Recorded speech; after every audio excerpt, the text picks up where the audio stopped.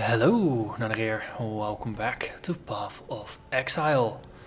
So last episode we blitzed all the way from the harvest on normal through to the ledge on a cruel difficulty. In between episodes I cleared the flooded depths. You still see my portal over there, so we got the extra skill point. And I actually found a unique hammer that I am now completely leveled over. Rimnor something something. It would have been very nice to find that at about level 20. Unfortunately I'm level 44 now, so it does us no good. So with that, let's get moving. See if we can advance beyond here.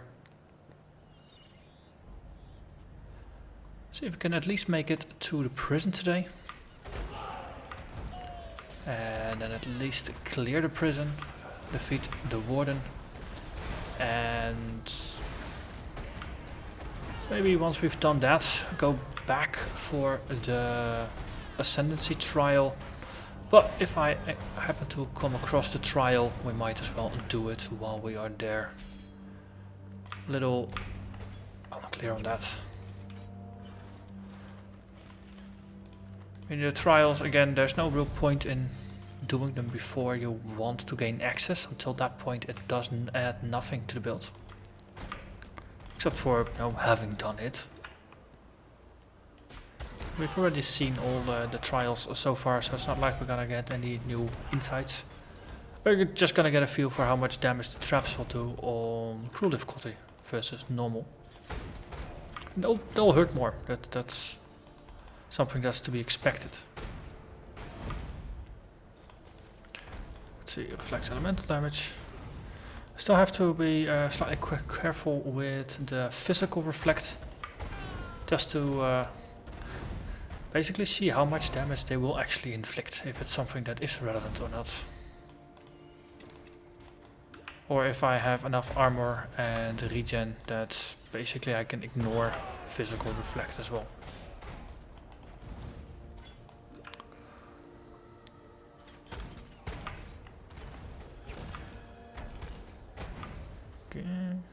Scrolls everywhere. Scrolls as far as the eye can see. Good thing. The ghost actually possessed someone. So that way, he's killable.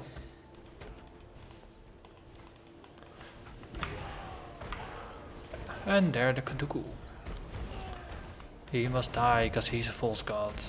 Or it must die because it's a false god. Not quite sure how it works with totems in gender.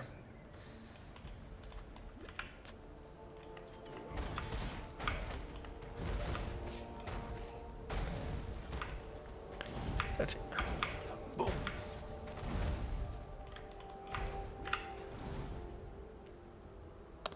So we're now at the point where we're slowly gonna find items that have 5 sockets on them. So I can actually get 5 links. That's gonna be nice. Currently our Earthquake's linked with melee physical, less duration and fortify. Something that I obviously want to try is increased AoE.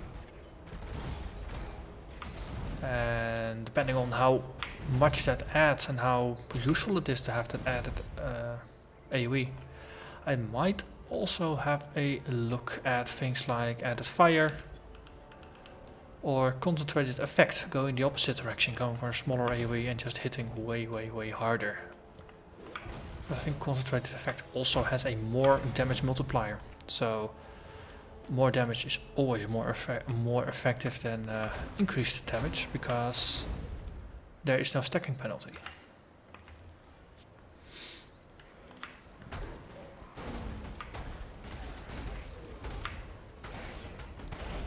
Or probably should phrase that slightly better. All the increased damages are added together, and the more damages are all multiplied. So if you see 40% more damage, you really do get 40% more damage. While if you see 40% increased damage, that's not your final damage that's increased by 40%, it's your base damage that's increased by 40%, and that makes all the difference in the world. So more beats increased.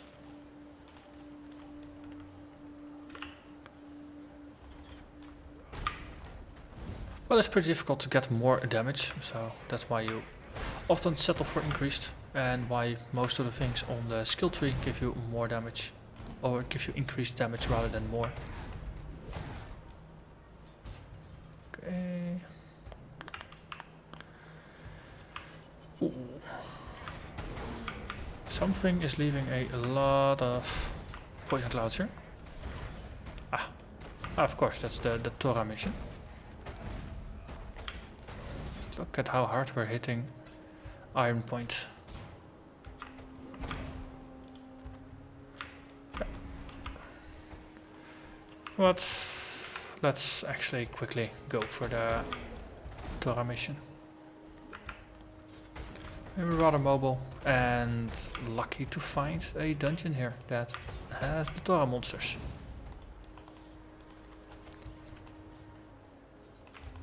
Hey, a dank den.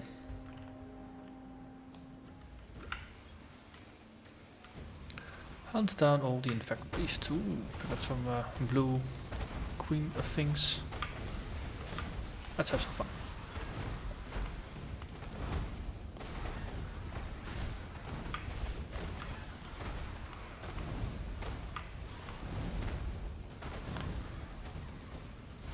This lasts for a very brief time. I realized the buff was only for 0.75 seconds. So the life regen is also only gonna kick in for about 150 life. That's not a lot. Discover something new every day. But of course the reason you have Enduring Cry in a build like this is to keep your charges up against monsters that are difficult to stun, or monsters that don't have added minions, and therefore you cannot use the Warlord's Mark against to generate endurance charges from their add-on minions. Right. Let's play Hammer Jump. Not gonna get any flask charges. So wisdom.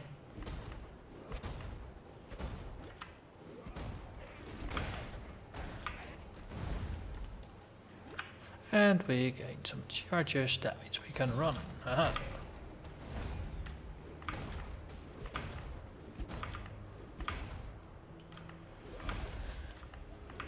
And we reached the lower prison. I think we will have enough time to do the Ascendancy trial here. Not a man. A slave. And also go for the Warden. But first, we get a skill. Oh no, wait, we are getting yellow gear now, aren't we? Hello, Nessa. We're actually getting skills still, that's good. Melee Fist, faster attacks, Fist of Lightning, Melee Splash. Nothing really stands out, unfortunately. In Melee Splash, I only want for the totem. More Melee Fist, I already got all the ones I need, but let's grab it anyway. And that was the chat with Tarkly. ID and sell, then we can just rampage through.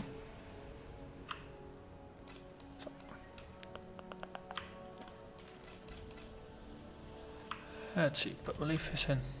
I can actually show you the unique I found earlier while doing the case.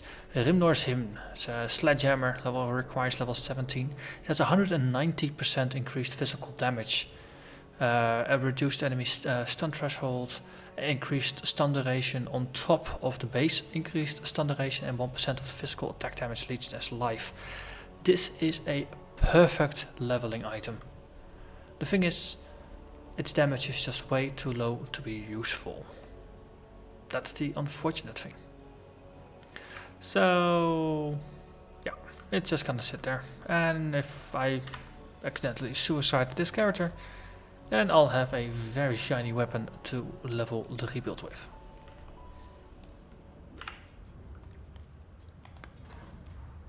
But if you are building this build from scratch and you don't mind trading for items, this is not a bad item to go for.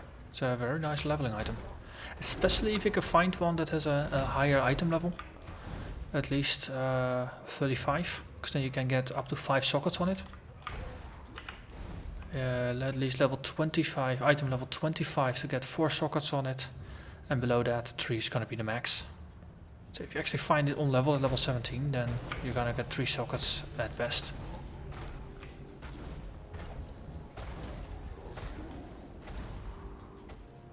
Okay, let's see.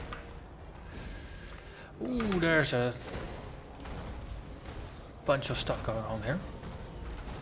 They are my Perandus buddies. They actually have bubbles and they push me back. I would like it to be pushed back, guys. Stop doing it. Yeah. And I think I killed enough of them. Brutal Shrine, that's bound to be good.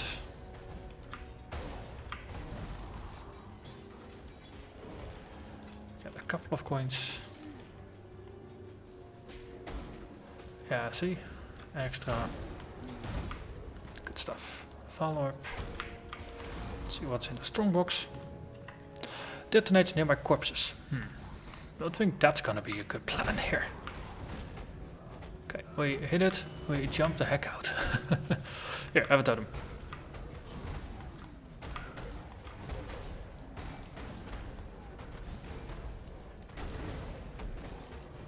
Let's use Sunder to clear them at a distance.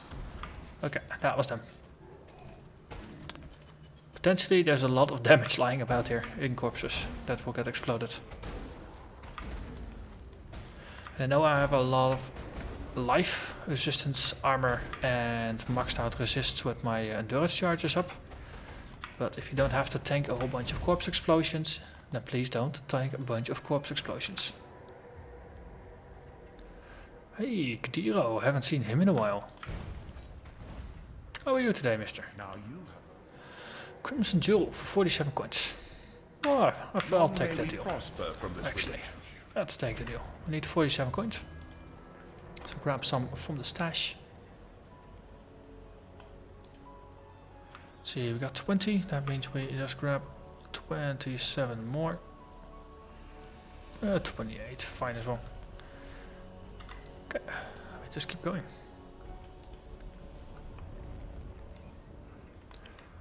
Turn down, grab what we got, and then we edit it. Increase cold damage, lightning resistance, and 0.3 of physical attack damage leads as life. Well, I suppose we can always chaos it. For this build it's not pretty good. Resistance and life leech is okay, but the life leech looks a bit low. And the cold damage is rather useless. in the court of the Oh wait, we've already listened to all the lore. So, spiky time. Okay, so this is a more tricky one. Could really start with the difficult spikes from the beginning.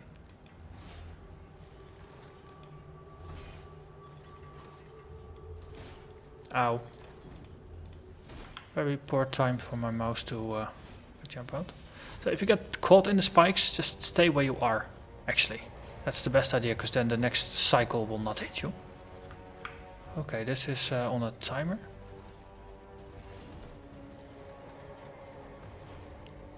Is there...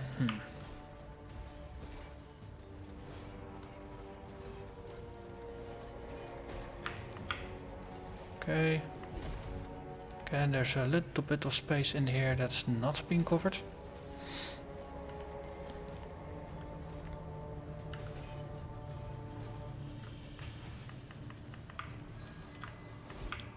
Ow. So if you're mid-air and one of the spikes jumps out, you get hit. Okay, so we open the door so we can go back.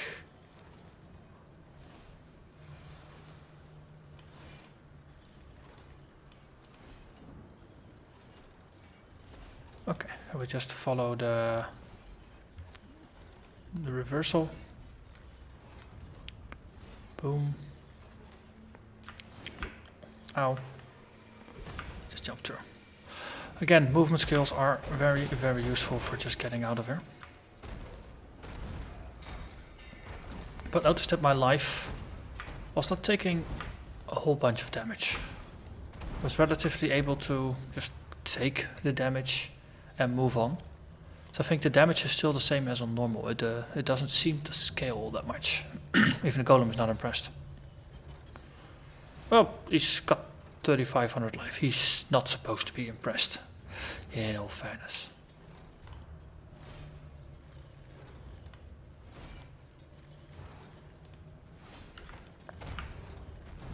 Okay.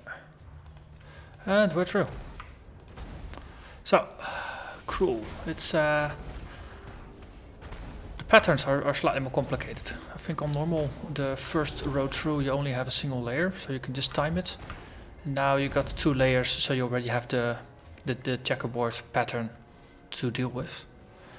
Let's see. So, skill points wise, we got the ancestral knowledge and the expertise, so we're just making our way up here.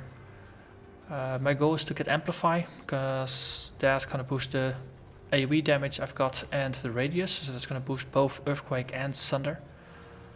And we're going there via means of a sanctity, which is going to boost our armor, our energy shield, our life, our strength and our intelligence. So this is a very nice node actually. Life regen currently with golem is at 102. Now it's 118, so we got 16 points of regen just on top of everything. And even more armor, up to 2400 points of armor. So that's quite a bit. So we're going to grab some life next up, get some more melee damage and some attack speed and stuff. We move on. And we got the first trial done. So, onwards to the warden.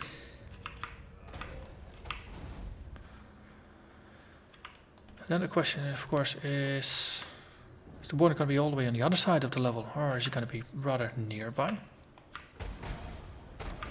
And there's Mr. Chatters. Hello there, good sir. How are you today?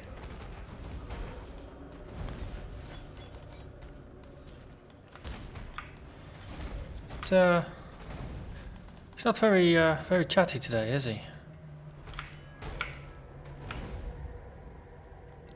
Okay, so we're lucky. Exit close to the labyrinth, or to the trial. So, one more level to wade through, and then it's time for the warden.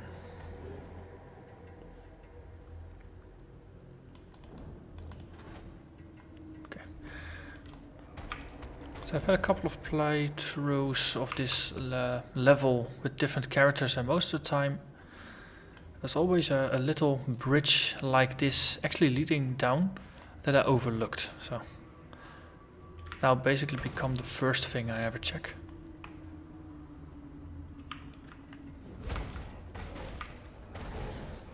Okay, Rage Claws.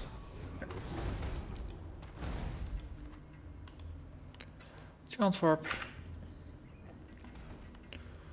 Okay, apparently this is not quite the direction we had to go in.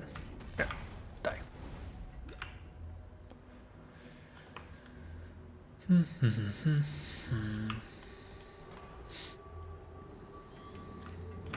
That was a rather large curse aura. Die.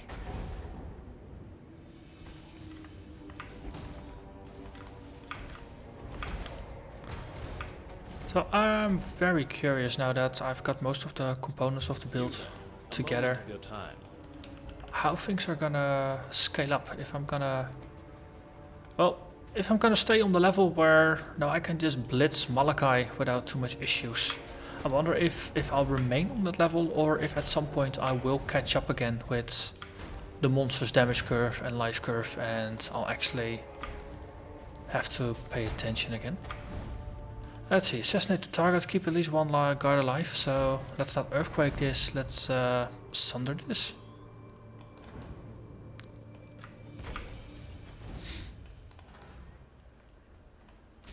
Okay, there, you. Yoing. It's good that the archer is hanging back, that means I've got the one that needs to stay alive actually staying alive. Good. Good, good, good.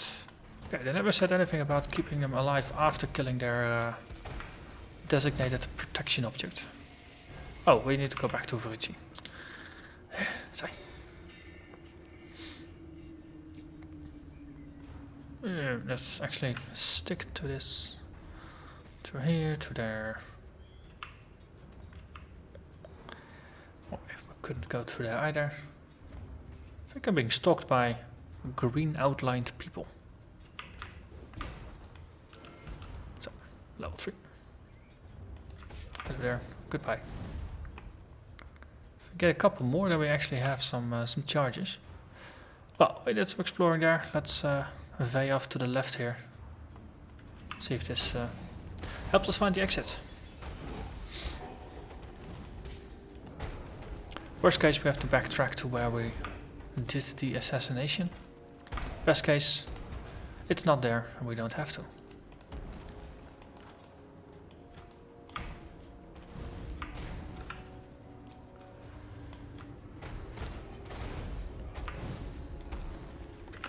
Definitely noticing the effectiveness of the Warlord's Mark as on the blasphemy, that it's just always there. Because I used to have it as a manual curse and I always forgot to cast it. But just having it affect all minions nearby really makes a difference. So otherwise, to gain the benefit, you would probably need to get a curse on hit effect, but with Earthquake, most enemies, you kill them in 1 or 2 hits, so curse on hit is gonna be of limited effectiveness for all those enemies that you kill on the first hit. Antique Greaves for the 4-link. That's something I'm not gonna say no to.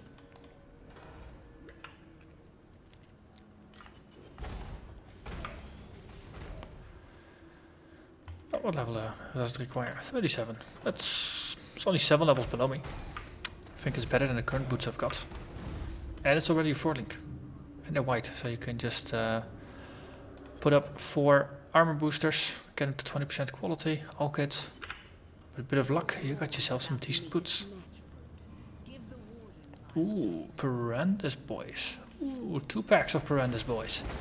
I approve of this. Hello there, Belatra.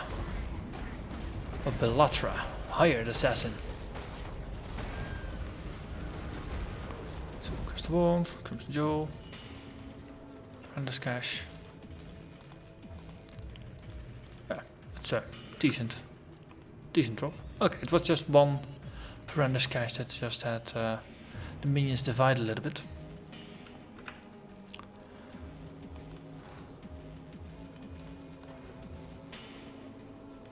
See, blood goes here, blood goes there. So in terms of special flasks, I've currently got the quartz flask. Using it because I haven't found anything better. The special flasks have been infrequent to drop so far. Okay, let's see if we can just face tank him. Or if this is going to be a very bad idea. Okay, Fortify stays up, but I need my endurance charges. But we're just mowing through him, completely unfazed. Tanking power, I really like it. Well, this is really a build that the more I play it, the more I definitely enjoy it. Superior Steelhead, that sounds like it might be an upgrade. Requires level 44. It's a very low physical damage multiplier on it though. And it doesn't have enough sockets, but we can maybe work with this. Anything else on it?